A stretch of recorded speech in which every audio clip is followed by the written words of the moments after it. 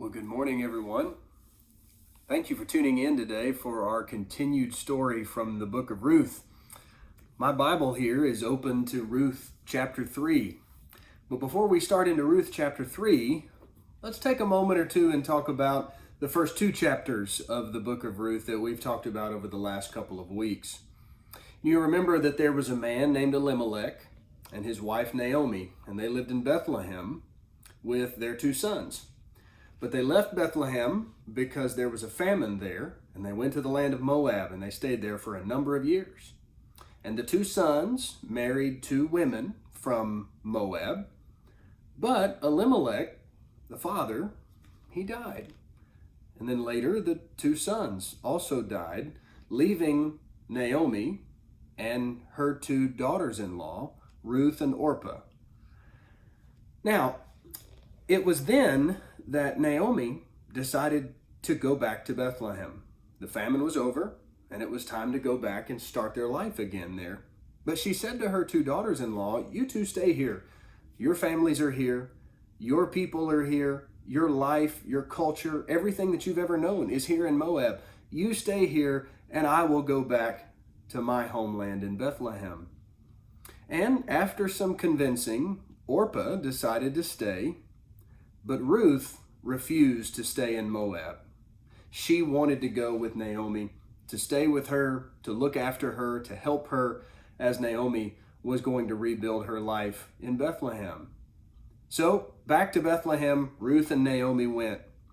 And to provide for Naomi and for her own needs, Ruth would go into the fields and she would pick grain, and she would use that grain to make bread for them to eat. And she was picking grain and barley from the field of a man named Boaz. And we've introduced Boaz already, and we've talked about what a good man he was. Because do you remember what he told his servants to do? He said, when you come across Ruth, you leave her alone. Don't bother her. Let her take as much as she wants. And you make sure that you leave some sheaves scattered there on the ground for her to get, so that she has enough food to eat. And so Boaz was taking care of Ruth, and by extension, he was taking care of Naomi as well. Well, we introduced a concept last week, a word that might sound a little strange. Actually, two words that might sound a little bit strange. We talked about the idea of a kinsman redeemer. Now, we didn't really go into what that was. We just introduced those words.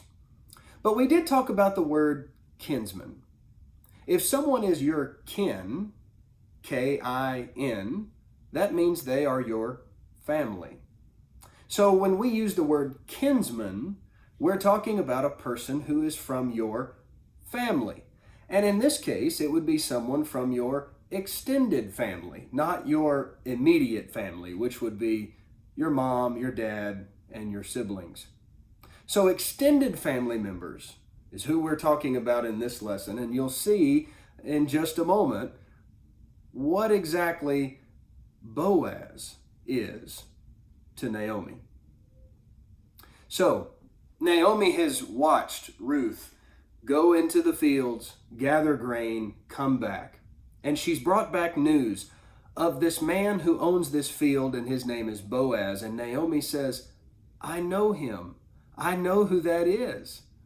And so in chapter 3, beginning at verse 1, Naomi says to Ruth, "My daughter, shall I not seek safety for you, that it may be well with you?" You see, Naomi is looking after Ruth's best interests. Ruth is still a young woman, and Naomi knows that what Ruth needs to do is marry again. Her husband has died, but she could marry someone else who could help take care of her and help provide for her. And Naomi has somebody in mind. Naomi is thinking about Boaz. She's thinking he would be a great candidate for a husband. And so Naomi comes up with a plan, and she shares this plan with Ruth, and she says, "It's time for you to be bold. It's time for you to take courage and to go do something to show Boaz that you're interested in him and that you need him to marry you so he can help take care of you. And so Naomi goes to Ruth and she says, you need to watch Boaz at night. And after he's eaten his supper, and after he has had all of his food and drink and he's gotten ready for the night, watch where he goes to sleep. And in the night, while he's asleep, go up and lay down at his feet. Now that's kind of a strange thing to do. We probably wouldn't do that in our world today and in our culture. But Ruth understands the significance of this. And she understands what Naomi is asking her to do. So that's what she does. She goes and she watches Boaz, and she waits until he has had his food and had his drink, and he's gotten ready for bed, and he's laid down and gone to sleep. And when he's asleep, the scripture says, she went quietly to where he was lying down, and she laid down at his feet. Well, what do you think happened during the night? Well, Boaz woke up, and he saw a woman lying down at his feet. You think that scared him? The scripture says that Boaz was startled. I'm sure he was surprised to see another person lying there on the ground at his feet. And he woke up and he said, who are you? And she said, I am Ruth, your maidservant.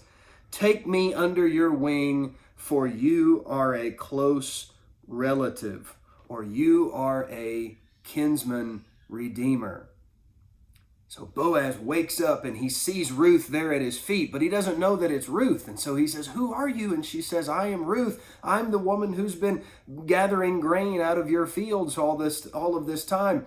And she says, take me under your wing. You know, that's kind of an expression that talks about protection and safety, doesn't it? And so you picture maybe a mother hen or maybe a mother goose, and she spreads out her wings over her babies and she draws them in close to her. And it's an idea of safety and security. And she says to Boaz, take me under your wing.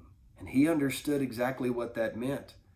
But just to make it clear, she said, you are a kinsman redeemer.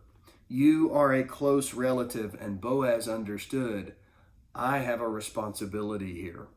Now, what was that responsibility? What is it that Naomi and Ruth understood that now Boaz is going to come to understand?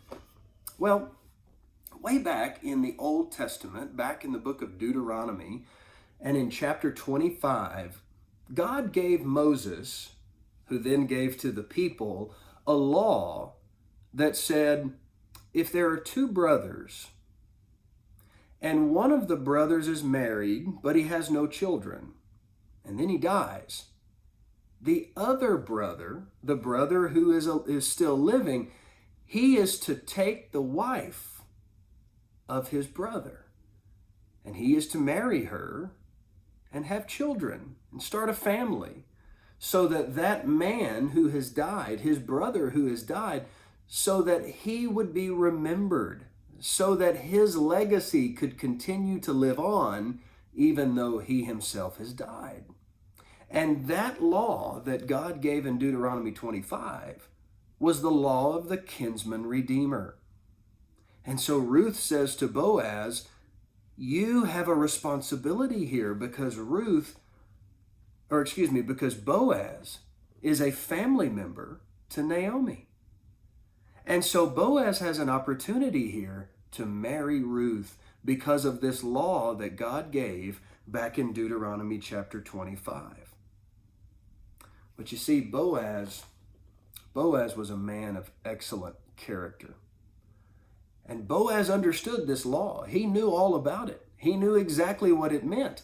But he also knew that there was actually another relative closer to Naomi than him. And so Boaz did not have the first right to marry Ruth. He was actually second in line behind someone else. And so Boaz said, you're right, I am a relative, but there is someone who is closer than I. We need to first go to him and see if he wants to fulfill the duty of the kinsman redeemer first. If he does, then you will be married to him. But if not, then I will be able to marry you." And so Ruth went back to Naomi and shared the news, and there was great excitement there because they were hopeful that things would work out with Boaz. Now, there's a couple of things that I want to mention here. I just talked about what a man of good character Boaz is, how he was honest and he was just in acknowledging that he was second in line. He was not the first one to have the right to marry Ruth. And that speaks to the honesty and the goodness that Boaz possessed. He was a godly man who loved the Lord and who loved to do the right thing. But in this very chapter, in chapter 3, Boaz says something very special about Ruth. He says to her that you are a virtuous woman. And what he means by that is that Ruth is also a godly woman who is honest, and she's a hard worker, and she has a very loving and giving heart. Now, why is that significant? Why is it that this story is teaching us about two people, Boaz and Ruth, who are both godly people, honest people, who are working hard to provide for other people and take care of their needs as well as their own? Why is it that this book is given to us? Well, I think the answer actually comes in Ruth chapter 1. You see, the book of Ruth tells us right in the very beginning, in chapter 1 and verse 1, that the story of Ruth and Naomi and Boaz, all of that story happens in the days of the judges. Now, do you remember the memory verse from last quarter that said, "In those days there was no king in Israel, and every man did what was right in his own eyes"? You see, the time of the judges was a very wicked time. The people of Israel were not what God wanted them to be. They were not what they were supposed to be. They were not honest people. They were not godly and righteous people. Everybody was doing what they wanted to do. There was no godly, righteous king to lead them, and so everyone did whatever they thought was right. Whatever they wanted to do, there was no one to stop them. And while everybody in Israel is pursuing wickedness and evil, Ruth and Boaz were doing the right thing. And I think that's a good lesson for us to think about. You know, kids, there are going to be times in your life when people around you are doing the wrong things. But you can be Ruth, young ladies. Young men, you can be Boaz. You can be godly and righteous, even when everybody else around you has no regard for the Lord at all.